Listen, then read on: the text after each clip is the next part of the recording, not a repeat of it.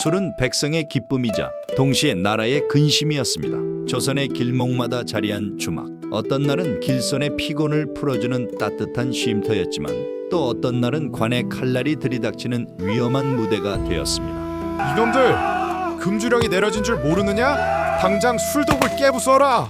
술독이 깨지며 술이 흘러내립니다. 주모의 얼굴은 창백해집니다. 나으리, 저희는 그저 손님들 목을 축여드린 것뿐이옵니다. 백성의 술판은 곡식을 축내고 나라 기강을 해친다. 곤장 맞을 각오나 해라. 조선 왕조는 전쟁이나 재난, 국상이 있을 때마다 금주령을 내렸습니다. 실록에는 금주령이라는 말이 수백 번 등장할 정도였습니다.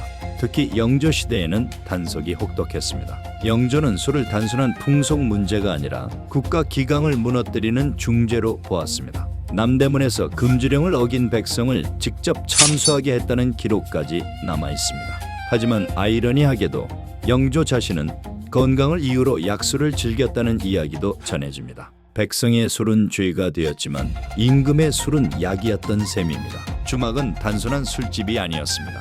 백성이 모이는 장소였기에 관청은 정책을 알리거나 소식을 전하는 거점으로 활용했습니다. 주모야, 이 방을 대문에 붙여라. 역병이 돌고 있으니 모두 알 수 있어야 한다. 예, 나으리. 지나가는 이들이 반드시 보게 하겠습니다.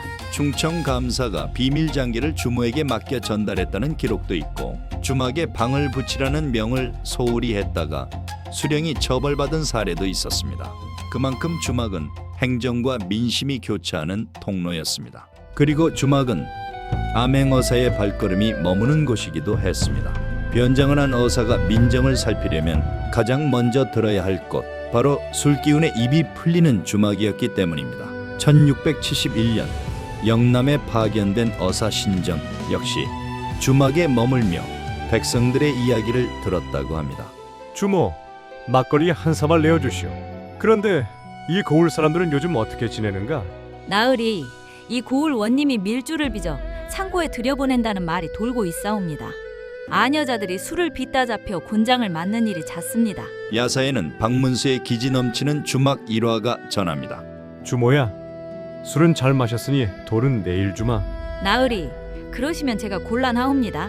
손님이 술값을 내지 않아 세금을 못 내면 그 책임이 제게 돌아옵니다. 곤장을 맞는 것도 결국 저라서요.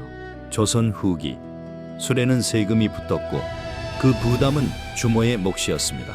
손님이 술값을 내지 않으면 세금을 제때 내지 못해 주모가 대신 책임을 지고 벌을 받는 일이 적지 않았습니다. 결국 수령의 불호령이 떨어졌습니다.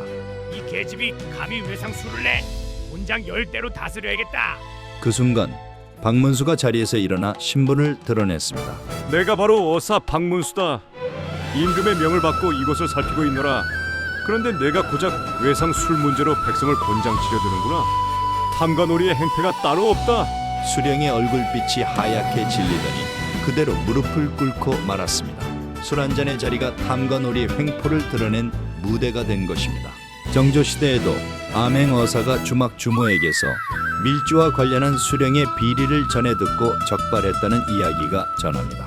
물론 일부는 야사이지만 주막이 민심의 창구이자 권력 감시의 무대였음을 잘 보여줍니다. 하지만 현실 속 주막은 또 다른 얼굴도 있었습니다. 큰 주막에서는 은밀하게 밀조주를 팔았습니다. 이 술은 관에서 금한 것이요. 하지만 값을 잘 치른다면 못 팔 것도 없지요. 주모 혼자 감당하기 어려워 지방 건달이나 유력자를 배후에 두는 경우가 많았고 단속을 피하려 뇌물을 바치기도 했습니다. 그러나 발각되면 주모와 배후 인물 모두가 가혹한 벌을 받았습니다. 조정이 술을 전매로 통제했을 때는 주모들의 생계가 막막해졌습니다. 나으리, 저희가 술을 팔지 못하면 굶어 죽을 수밖에 없사옵니다. 살 길을 열어주십시오. 주막은 이처럼 백성의 삶과 권력의 통제가 맞부딪히는 현장이었습니다. 술은 웃음을 부르기도 했지만 때로는 죄가 되기도 했습니다. 조선의 주막, 그것은 단순히 술을 파는 공간이 아니라 백성과 권력, 민심과 기강이 교차하던 뜨겁고도 위험한 무대였습니다. 오늘의 이야기는 여기까지입니다. 여러분은 어떻게 생각하시나요? 댓글로 여러분의 생각을 남겨주시면 또 다른 풍문이 이어집니다. 풍문으로 들었어. 다음 역사 이야기로 다시 찾아뵙겠습니다.